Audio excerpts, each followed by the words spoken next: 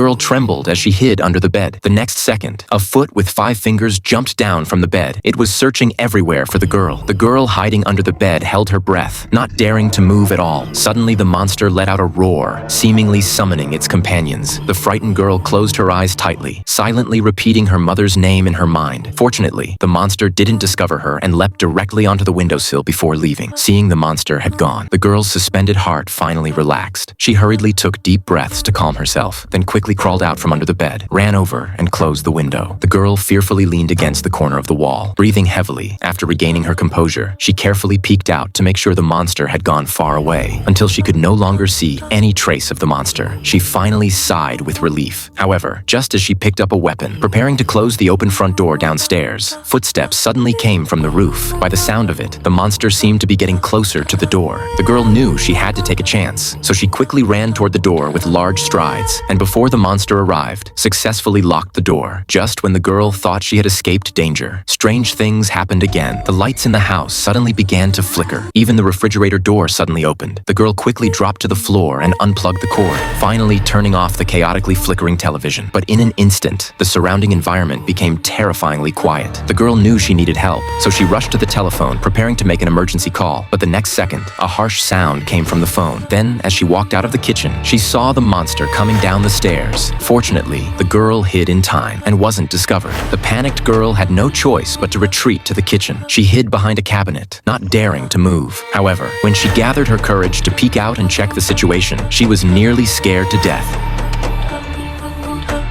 Then, through the reflection in the mirror, she saw the monster putting the fallen phone back in place. Faced with such an intelligent monster, the girl was terrified, covering her mouth tightly, not daring to make a sound. But the next second, the refrigerator door suddenly opened automatically, trapping the girl in a narrow space. Before she could recover, footsteps approached. The girl looked down. The monster had already reached her. The girl, sensing something was wrong, looked up only to see several long, thin fingers slowly extending from the refrigerator door.